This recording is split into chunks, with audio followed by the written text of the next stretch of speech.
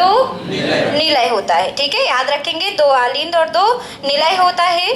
जो आपका आलिंद होता है उसमें अशुद्ध रक्त या फिर कह सकते हैं विऑक्सीजनीकृत रक्त रहता है, और आपके निलय में ऑक्सीजनीकृत रक्त रहता है। बस इतना ही हमने आपको सैटरडे की क्लास में हृदय के बारे में समझाया था। ठीक है पुराने वालों, ठीक है, सैटरडे बस का समझाएंगे। जो 15 दिन से नहीं आया तो 15 दिन का थोड़ी ना समझाएंगे, है ना। अब हम लोग इतना पढ़ चुके थे, लेकिन अभी हृदय खत्म नहीं हुआ है, हृदय अभी शुरू हुआ था। ठीक है, हृदय जो है हमने इतना बता दिया था कि आपका परिसंचरण तंत्र में इतनी चीजें होती है, लेकिन हृदय से संबंधित और क्वेश्चन आते हैं, पूछ लेता है कि मानव का हृदय किस प्रकार का होता है। अभी नहीं बोलेंगे कि मानव का हृदय मांसल युक्त होता है, नहीं, दो प्रकार का हृदय होता है। एक होता है मायोजेनिक हृदय, ठीक है, दूसरा होता है आपका न्यूरोजेनिक हृदय। ठीक, दो प्रकार का हृदय होता है आपका, मतलब आपका नहीं, मतलब दो प्रकार के हृदय होते हैं, एक होता है मायोजेनिक और दूसरा होता है आपका न्यूरोजेनिक। अब मायोजेनिक हृदय क्या है ये समझिएगा, ऐसा हृदय जिस पर हमारे तंत्रिका तंत्र का नियंत्रण नहीं होता, मतलब जिसे हम खुद कंट्रोल नहीं कर सकते, इस प्रकार का हृदय क्या होगा आपका मायोजेनिक हृदय। आपका कैसा हृदय है ध्यान से बताइएगा, क्या आप अपने हृदय पर नियंत्रण कर लेते हैं? क्या आप कहते हैं कि धड़कना बंद कर दो?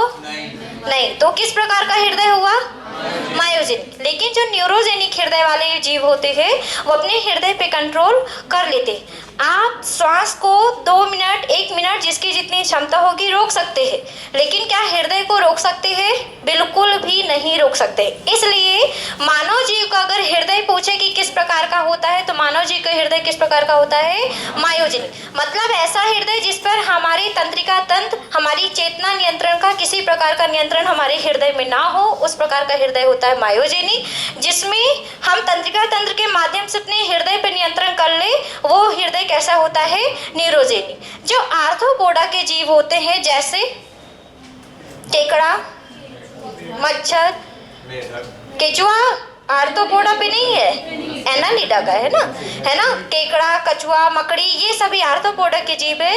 और उन प्रकार के जीवों में किस प्रकार का हृदय होता है न्यूरोजेनिक हृदय होता है। तो याद रखेंगे, अगर मानव को पूछता है मोलस्का संघ के जो जीव होते हैं, इन सभी जीवों में किस प्रकार का हृदय होता है मायोजेनिक, लेकिन आर्थ्रोपोडा के जीवों में किस प्रकार का हृदय होता है न्यूरोजेनिक। मतलब आर्थ्रोपोडा के जीव चाहे तो अपने हृदय के धड़कन को कुछ देर के लिए क्या कर सकते हैं रोक सकते हैं, अपने आप को मरा हुआ क्या कर सकते हैं साबित कर सकते हैं। ठीक है, लेकिन आप ऐसा नहीं कर सकते, इसलिए मानव का हृदय किस प्रकार का कहलाता है मायोजेनिक कहलाता है। सबको इतना क्लियर हो गया?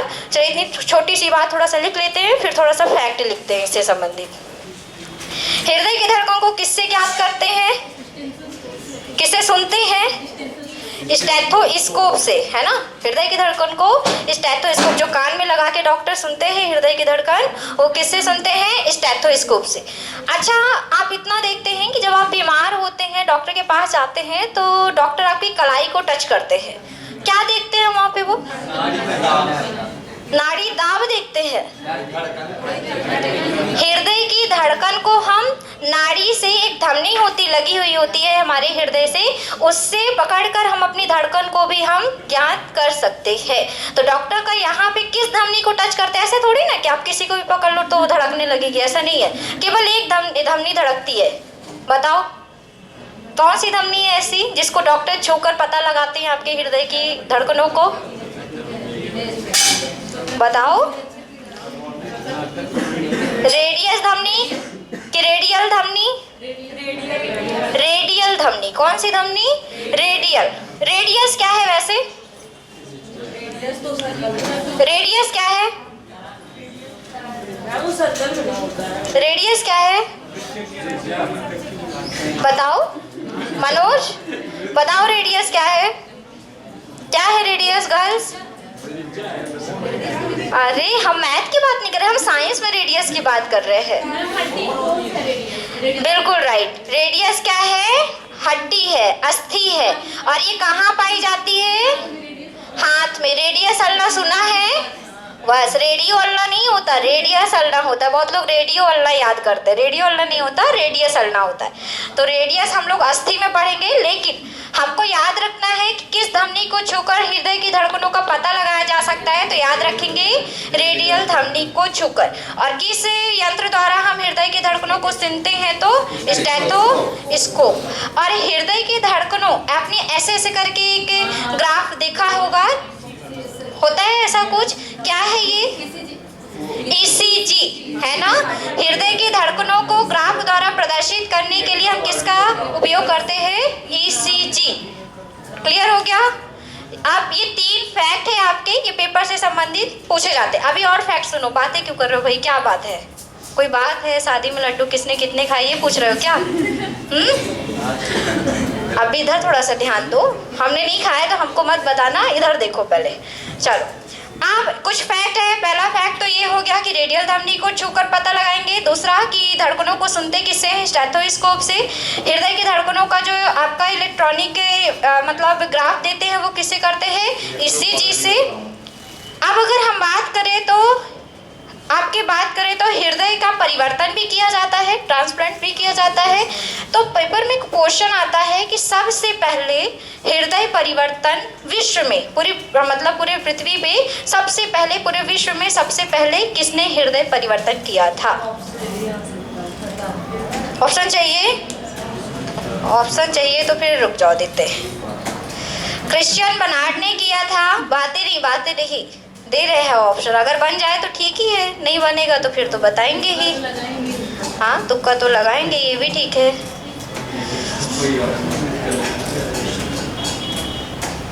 क्रिश्चियन बर्नार्ड ने किया था कि डॉक्टर वेणुगोपाल ने किया था? विश्व में सर्वप्रथम जो हृदय परिवर्तन था क्रिश्चियन बर्नार्ड ने किया था। और भारत में हृदय परिवर्तन दिल्ली के एक फेमस डॉक्टर हैं जिनका नाम है डॉक्टर वेणुगोपाल। के वेणुगोपाल नहीं, डॉक्टर वेणुगोपाल। ठीक है, याद रखेंगे। तो भारत में विश्व में हृदय परिवर्तन क्रिश्चियन बर्नार्ड ने किया था। और भारत में दिल्ली के एक फेमस डॉक्टर हैं जिनका नाम है डॉक्टर वेणुगोपाल। इन्होंने सर्वप्रथम हृदय परिवर्तन किया था। अपना हृदय नहीं दिया था, ये हम नहीं कह रहे हैं, ठीक है ना। हाँ चलो लिखो। आलिंद तक हो गया था आपका, आलिंद निलय तक, है ना। लेकिन हृदय मुख्यतः 2 प्रकार के होते हैं। हृदय मुख्यतः 2 प्रकार के होते हैं। हृदय मुख्यतः 2 प्रकार के होते हैं। पहला लिखेंगे मायोजेनिक हृदय। हृदय मुख्यतः 2 प्रकार के होते हैं। पहला मायोजेनिक हृदय, दूसरा न्यूरोजेनिक हृदय। पहला है मायोजेनिक हृदय, दूसरा है न्यूरोजेनिक हृदय। पहला है मायोजेनिक हृदय, दूसरा है न्यूरोजेनिक हृदय। पहला डाल के लिखिए मायोजेनिक हृदय। पहला डाल के लिखिए मायोजेनिक हृदय। देखिए इसमें मायोजेनिक पे लिखिए ऐसा हृदय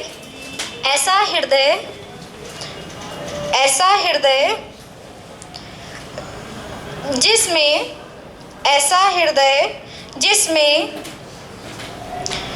हृदय के धड़कन की उत्पत्ति हृदय के धड़कन की उत्पत्ति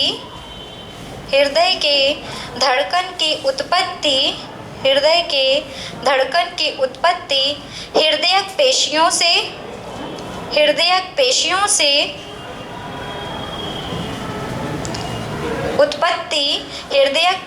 से होती है। हृदय के धड़कन की उत्पत्ति हृदयक पेशियों से होती है तथा तंत्रिका तंत्र का, इतना लिख लिया, उत्पत्ति हृदय के धड़कनों की उत्पत्ति हृदय पेशियों से होती है, मसल से होती है, कार्डियक मसल्स बोलते हैं हृदय पेशियों को, हृदय पेशियों से होती है तथा तंत्रिका तंत्र का नियंत्रण तंत्रिका तंत्र का नियंत्रण इस प्रकार के हृदय में नहीं होता है तथा तंत्रिका तंत्र का नियंत्रण इस प्रकार के हृदय में नहीं होता है, इस प्रकार के हृदय में नहीं होता है, मायोजेनिक हृदय कहलाता है।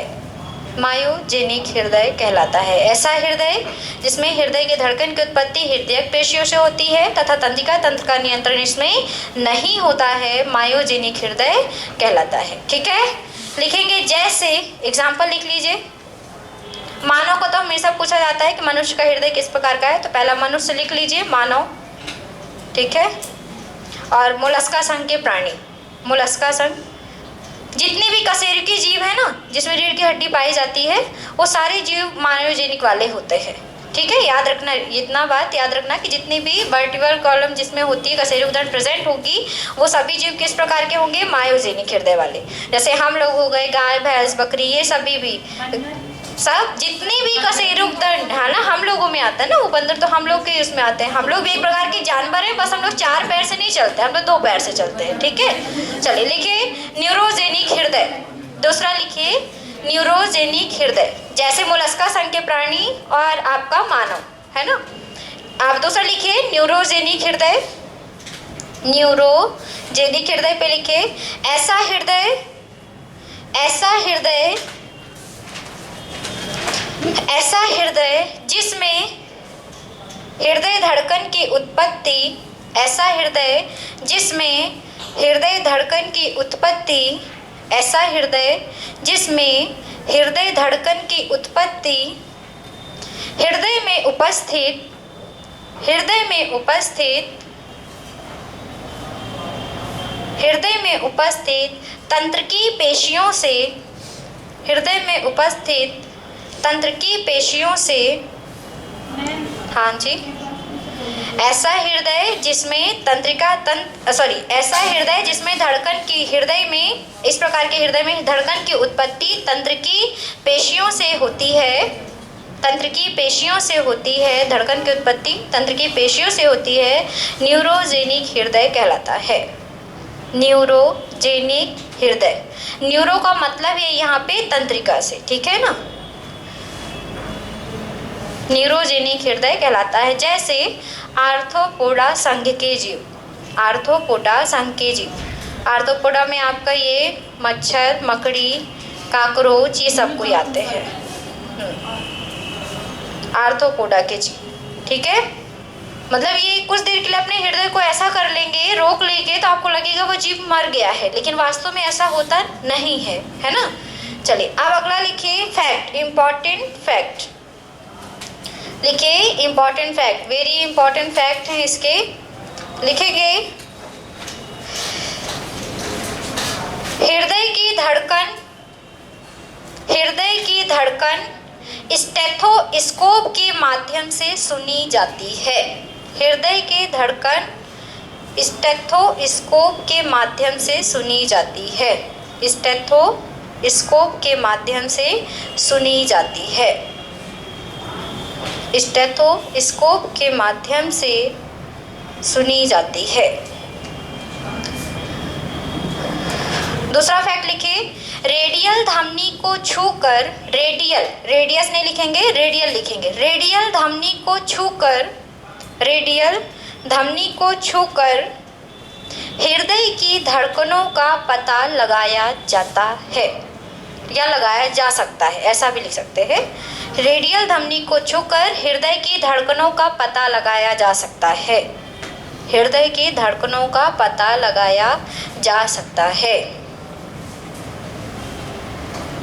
आगे लिखिए, अगला फैक्ट लिखिए हृदय की कार्यविधि, मतलब हृदय किस प्रकार कार्य करता है, ये हृदय की कार्यविधि तथा हृदय की कार्यविधि तथा रक्त परिसंचरण के बारे में, हृदय की कार्यविधि तथा रक्त परिसंचरण के बारे में किसने बताया था, रक्त परिसंचरण के बारे में,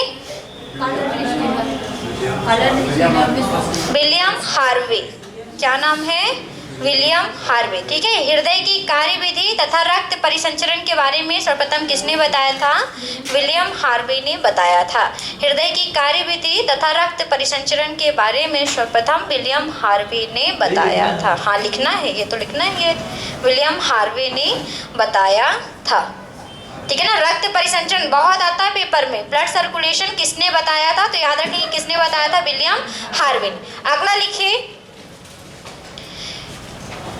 हृदय की धड़कनों को, अगला लिखिए, हृदय की धड़कनों को, हृदय की धड़कनों को ईसीजी, ईसीजी का फुल फॉर्म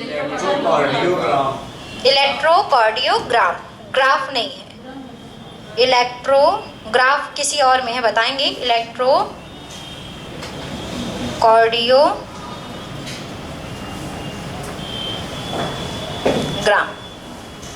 ईसीजी के माध्यम से, ईसीजी का फुल फॉर्म लिख लेंगे साइड पे, इलेक्ट्रोकार्डियोग्राम ईसीजी के माध्यम से प्रदर्शित किया जाता है। हृदय की धड़कनों को ईसीजी के माध्यम से प्रदर्शित किया जाता है। अच्छा, ब्रेन का भी कुछ ऐसा होता है। ब्रेन, अगर आपने किसी ने कभी ब्रेन की रिपोर्ट देखी हो कभी भी, उसमें भी इस तरह की इम्पल्स चलते हैं ना, क्या कहते हैं उसको, ईईजी कहते हैं उसको, है ना। जैसे हमारा हृदय पे ईसीजी है, उसको ज्ञात करने के लिए, उसको प्रदर्शित करने के लिए एक ग्राफ रहता है जिसमें उसके धड़कन इम्पल्स दिए रहते हैं कि मस्तिष्क कैसे इम्पल्स चल रहा है, वहाँ पे किधर ब्लड जा रहा है, किधर ब्लड नहीं जा रहा है। देखो, कोई भी मनुष्य मस्तिष्क से अगर कमज़ोर हो रहा है, या फिर कह सकते हैं जो आप बोलते हैं पागल हो गया है ना, मानसिक विकलांगता जिसको आप बोल सकते हैं, तो ये क्यों होती है, जब हमारे मस्तिष्क में ब्लड नहीं पहुँचता है। कोई भी व्यक्ति, अभी आप लोग ने एक सुन के रखा होगा पैरालिसिस, सुन के रखा है, लकवा जिसको आप कहते हो। तो पैरालिसिस ऐसा नहीं है कि वो कहते हैं ना, मान्यता है कि बाहर सोते हैं, ठंड में सोते हैं, ऐसा करके, ऐसा ज़्यादा कुछ नहीं है। जब आपके रक्त में, क्योंकि आपको पता है कि आपका ब्रेन क्या करता है, आपके बॉडी पे नियंत्रण करता है, आप किसी जगह पे उसका नियंत्रण छूट गया, अब छूटेगा कैसे नियंत्रण, जब उसमें ब्लड नहीं पहुंचेगा। अगर उस भाग पे ब्लड नहीं पहुंचा तो वो भाग क्या हो जाएगा, विकलांग हो जाएगा, पैरालिसिस हो जाता है। लोग पागल भी इसी कारण से हो जाते हैं, मानसिक विकलांगता इसी कारण से आती है, जब आपके ब्लड में प्रॉपरली, ब्रेन में क्या ना पहुंचे, ब्लड ना पहुंचे। इसलिए ब्रेन के हर हिस्से में, जैसे आप जानते भी हो ना, मिर्गी वगैरह जिसको आप कहते हो, ये सब क्यों आती है, ब्रेन में रक्त ना पहुँचने के कारण। अब ऐसा नहीं है कि सारी बीमारी एक साथ किसी व्यक्ति को क्यों नहीं हो जाती, ऐसा इसलिए है क्योंकि सभी के ब्लड जाते रहते हैं, जिस भाग पे नहीं जाएगा उस हिस्से पे वो काम होगा। किसी का समझ लीजिए इधर आगे नहीं जा रहा, सेरिब्रम में नहीं जा रहा है, मतलब उसके सोचने समझने की क्षमता क्या हो रही है, धीरे धीरे खत्म हो जाएगी, समझ रहे हैं ना। सेरिब्रम में नहीं जाएगा तो ऐसा हो जाएगा। कुछ लोगों का पीछे वाला हिस्सा इधर मेंडुला ऑब्लिगेटा की साइड में ऐसा होता है, तो उनको मिर्गी वगैरह की प्रॉब्लम होती है ना, तो इस तरह में होता है। तो वो किसी अन्य कारण से नहीं, याद रखेंगे ईईजी के माध्यम से ही, उसमें आपकी जो रिपोर्ट निकलती है उसके माध्यम से ही पता चलता है कि बीमारी का कारण क्या है और किस भाग में रक्त आपका नहीं पहुँच रहा है, और ये बीमारी ठीक भी हो जाती है, ठीक है ना। इसका इलाज है। क्या लिख रहे थे, आगे बताइए। जेनेटिक नहीं है, जेनेटिक होता तो हम पहले लिखा देते ना, तो है ना, हाँ वो तो है। चलो लिखो, लिखिए। अगला कहाँ तक लिख लिया, ईसीजी के माध्यम से प्रदर्शित करते हैं।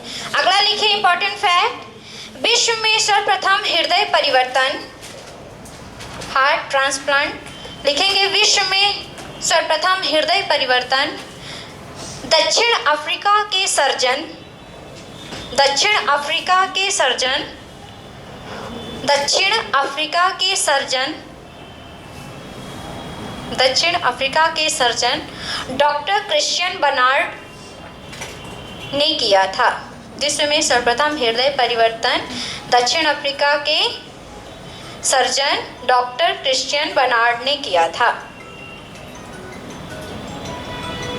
क्रिश्चियन बर्नार्ड ने किया था। अगला लिखिए, भारत में सर्वप्रथम हृदय परिवर्तन, अगला फैक्ट लिखिए, भारत में सर्वप्रथम हृदय परिवर्तन दिल्ली के सर्जन, भारत में सर्वप्रथम हृदय परिवर्तन दिल्ली के सर्जन डॉक्टर वेणुगोपाल ने किया था। भारत में सर्वप्रथम हृदय परिवर्तन दिल्ली के सर्जन है ये डॉक्टर वेणुगोपाल ने किया था।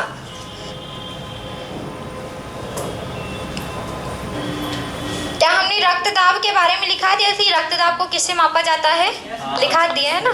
चलो अब आते हैं अपने अगले पॉइंट पे। बताएंगे जब हम आपका मस्तिष्क पढ़ाएंगे तब, अभी नहीं बताएंगे, ठीक है।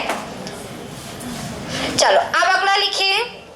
अब ये हृदय हो गया कंप्लीट, आपके फैक्ट भी हो गए हृदय पे कंप्लीट। हमने बताया था कि प्रशंसन तंत्र 3 भागों से मिलकर बनता है, हृदय, रक्त और आपकी रक्त वाहिनियां।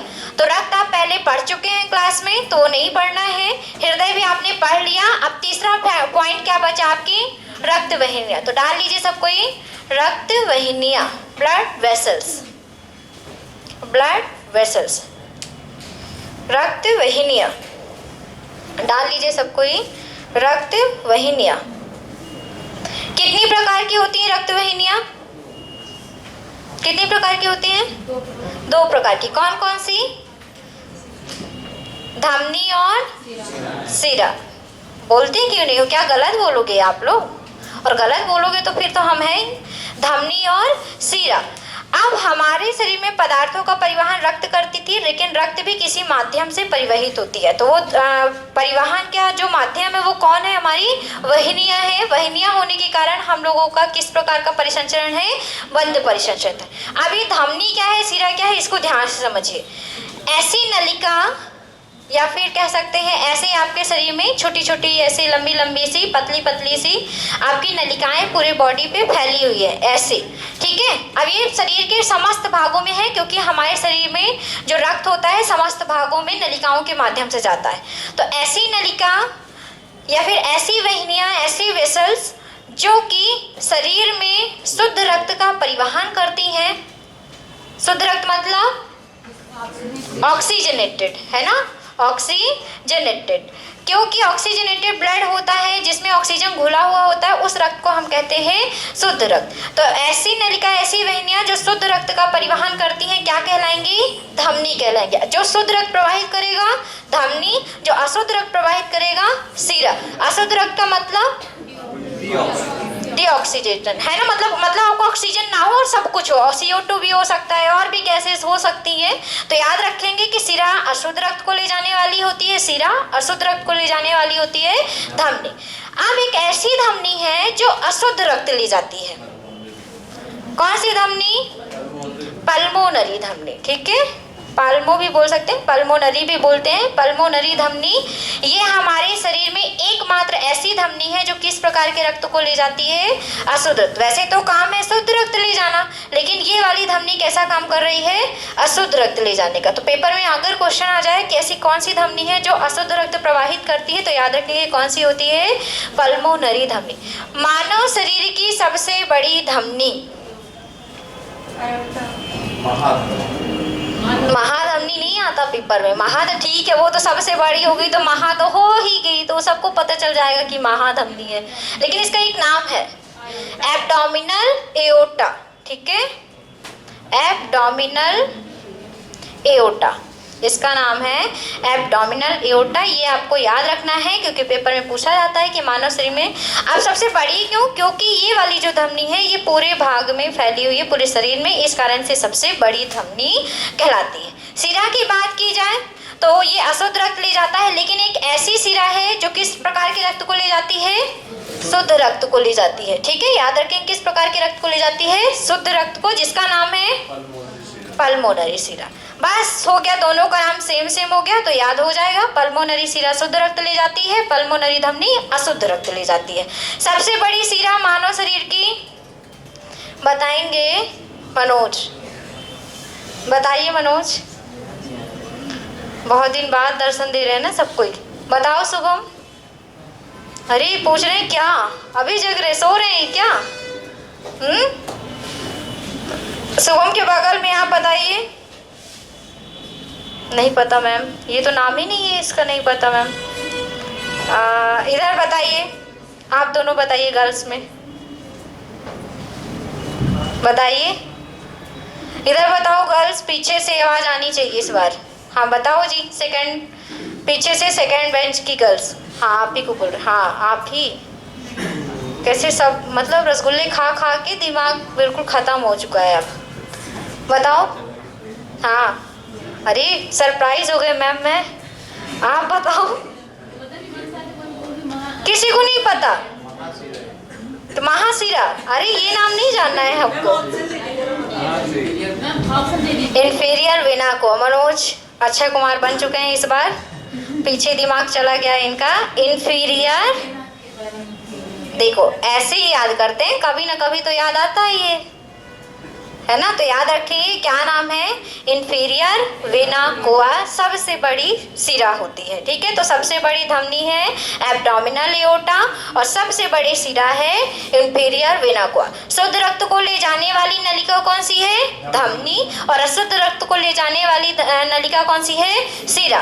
एकमात्र ऐसी धमनी जो अशुद्ध रक्त ले जाती है पल्मोनरी धमनी, और एकमात्र ऐसी सिरा जो शुद्ध रक्त ले जाती है पल्मोनरी सिरा। किसी को कोई डाउट? नो डाउट, ऐसा वाला तो नहीं है नो स्टडी नो डाउट वाला? चलो लिखो। अरे कुछ लोगों के साथ ऐसा भी होता है नो स्टडी नो डाउट वाला, तो फिर क्या करेंगे हम? चलो लिखिए, रक्त में प्रवाह हेतु, रक्त वाहिनियां डाल लीजिए तीसरा पॉइंट, और लिखिए रक्त के प्रवाह हेतु, रक्त के प्रवाह हेतु, सर्कुलेशन प्रवाह बोलेंगे, रक्त के प्रवाह हेतु शरीर में वाहिकाएं उपस्थित होती हैं, वेसल्स प्रेजेंट होती हैं, वाहिकाएं उपस्थित होती हैं, वाहिकाएं या वेसल्स प्रेजेंट होती है। यह वाहिकाएं मुख्यतः दो प्रकार की होती है।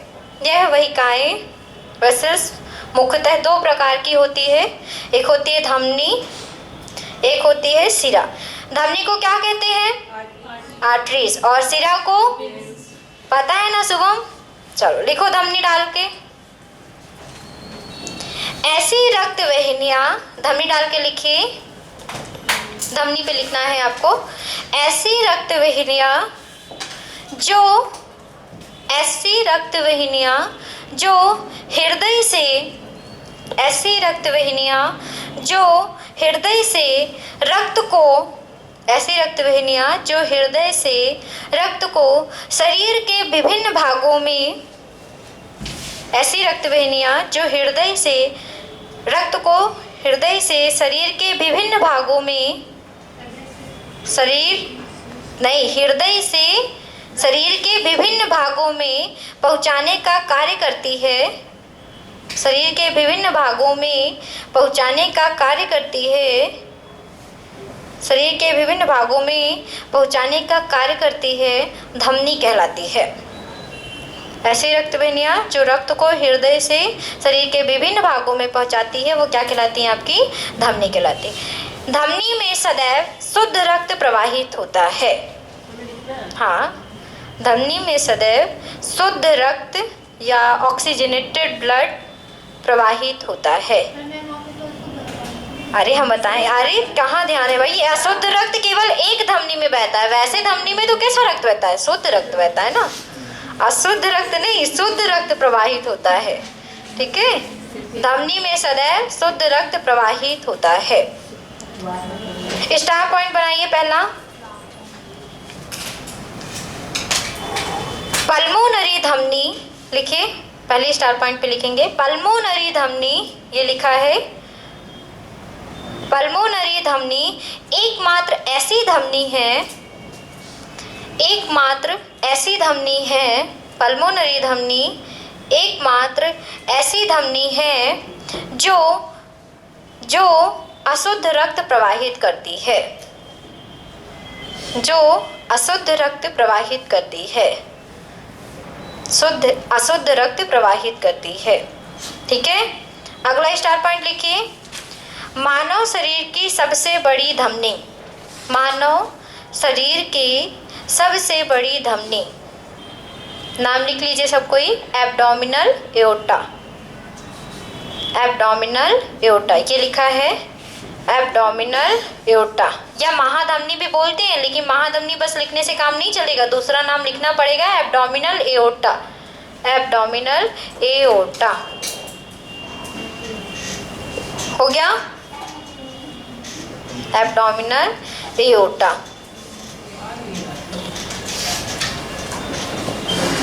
अगला लिखिए, सिरा डालिए, सिरा डालिए, अभी कुछ खास है इसमें, कुछ नाम आया करते हैं कि सिर में जाने वाली धमनी का नाम क्या है, किडनी में जाने वाली धमनी का नाम क्या है, तो लिखना हो तो लिख सकते हैं। हाँ सब लिखना है, बिल्कुल लिखना है, चलो लिख लो क्या अगर लिखना है तो। धमनी पे ही लिख लीजिए, धमनी पे ही लिख लीजिए, है ना। जैसे कुछ लिखिए प्रमुख धमनी, उसी में लिखिए प्रमुख धमनी। अच्छा पल्मोनरी धमनी का एक और नाम है, क्या नाम है बताओ? एक और नाम है फुफ्फुस धमनी। फुसफुस नहीं, फुफ्फुस, इसको हम फुफ्फुस धमनी भी कहते हैं।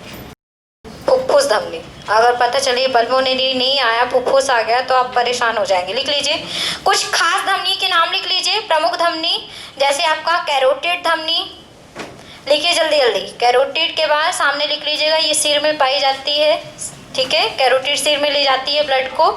फिर है आपका सबफ्लैविन, सबफ्लैविन ये आपकी जाएगी हाथ में रक्त ले जाती है, ठीक है। फिर है आपका किडनी में एक जाती है, किडनी को कहते हैं विक्र, ठीक है। ये है रीनल धमनी, कौन सी धमनी? रीनल धमनी। सबफ्लैविन, फ्लैविन है, फ्लैविन, सबफ्लैविन रीनल जाती है आपके विक्र में। और जो ये पल्मोनरी धमनी होती है, अच्छा ये आपको बताना है कि पल्मोनरी कहाँ जाएगी, सोच के बताओ जल्दी से, क्योंकि पल्मोनरी कैसा रक्त ले जाती है? लंग्स में जाएगी ना, सो धोने के लिए कहाँ जाता है? ऑक्सीजन लेने के लिए हमारा ब्लड कहाँ जाता है? फेफड़े में जाता है ना, तो याद रखेंगे कहाँ जाएगी ये? फेफड़े में। चलिए कुछ खास थे वो लिखा दिए हमने। कैरोटिड सिर पे, सबफ्लैविन हाथ में, रीनल किडनी और पल्मोनरी फेफड़े में रक्त ले जाने का कार्य करती है। हो गया, जल्दी से डालो सिरा, खत्म करें इसको जल्दी। प्लामो भी बोल सकते हो, पल्मो भी बोल सकते हो, आधा ये मतलब एक ये भी हटा सकते हो। बोलते हैं ऐसा, लिखते ऐसा है ना, बोलते ऐसा लिखते अलग है। अब देखो इंग्लिश में डिफरेंट हो जाता है, अगर हम इंग्लिश के वर्ड को हिंदी पे लिखते हैं तो कुछ अलग तरीके से लिखते हैं, लेकिन इंग्लिश में वो सही तरीके से लिखते हैं क्योंकि ये इंग्लिश ही वर्ड है आपका। चलो वैसे हिंदी में लिखोगे तो फुफ्फुस लिखोगे, फिर तो कौन याद करेगा उसको। चलो लिखो सिरा, ऐसी रक्त वाहिनियां, सिरा पे लिखिए ऐसी रक्त वाहिनियां। नाम आपको इंग्लिश भी याद करना है, आपको हिंदी से भी याद करना है, पेपर में दोनों आता है। ऐसी रक्त वाहिनियां जो शरीर के विभिन्न भागों से, जो शरीर के विभिन्न भागों से, जो शरीर के विभिन्न भागों से रक्त को हृदय तक लाती है, रक्त को हृदय तक लाती है, सिरा कहलाती है। रक्त को हृदय तक लाती है, सिरा कहलाती है। इसमें हाँ हो गया, शुद्ध रक्त को लाती, हृदय तक नहीं, फेफड़े पे आएगा फिर हृदय पे जाएगा। क्या लिखना था? इसमें अशुद्ध रक्त प्रवाहित होता है, इसमें अशुद्ध रक्त प्रवाहित होता है, इसमें अशुद्ध रक्त प्रवाहित होता है। स्टार पॉइंट बनाइए। पल्मोनरी सिरा एकमात्र ऐसी सिरा है, पल्मोनरी सिरा एकमात्र ऐसी सिरा है, एकमात्र ऐसी सिरा है जो शुद्ध रक्त प्रवाहित करती है। पल्मोनरी सिरा एकमात्र ऐसी सिरा है जो शुद्ध रक्त प्रवाहित करती है, शुद्ध रक्त प्रवाहित करती है, शुद्ध रक्त प्रवाहित करती है। अगला स्टार पॉइंट लिखिए। मानव शरीर की सबसे बड़ी सिरा, मानव शरीर की सबसे बड़ी सिरा, मानव शरीर की सबसे बड़ी सिरा इंफीरियर वेना कोआ। इंफीरियर, जिनको नीचे नहीं दिख रहा है यहाँ पे हम लिख रहे हैं इंफीरियर वेना कोआ, इसका पूरा नाम है, ठीक है, इंफीरियर वेना कोआ, ठीक। या फिर महाशिरा भी बोल सकते हैं, लेकिन दोनों नाम लिखेंगे, हिंदी इंग्लिश दोनों। अगला लिखिए कुछ प्रमुख सिरा। कुछ प्रमुख सिरा, कुछ प्रमुख सिरा। सिर को बस छोड़ के सिर पे नाम होता है जुगुलर, सिरा का नाम है जुगुलर, और वैसे सब सेम है, ठीक है, सबका नाम सेम है, वही सेम नहीं है, धमनी अलग होती है, सिरा अलग होती है, ठीक है। तो प्रमुख सिराओं पे ये लिख लीजिए, जुगुलर सिरा अगर पूछ ले कि जुगुलर सिरा कहाँ रक्त ले जाती है, तो याद रखेंगे सिर से लेके आती है, लेके आने का काम करेगी। तो सिर से जुगुलर लाती है, हाथ से सबक्लेविन लाती है, किडनी से रीनल लाती है, फेफड़े से पल्मोनरी, पल्मोनरी ही ले जाएगी फिर, क्योंकि वो फिर उसमें बन जाएगा ना सिरा पे। हाँ जी, क्या क्या हो, कुछ प्रमुख सिरा लिखना था ना ये नाम। अच्छा ये क्या लिखना, यही भूल गए क्या? सबक्लेविन हाथ से ब्लड को, अशुद्ध रक्त को लेके आएगी, किडनी से रीनल, रीनल सिरा ना कि रीनल धमनी, नाम सेम है लेकिन काम अलग अलग है।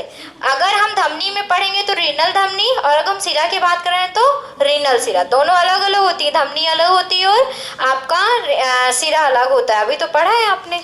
चलिए ये आपका होता है रक्त वाहिनियां कंप्लीट।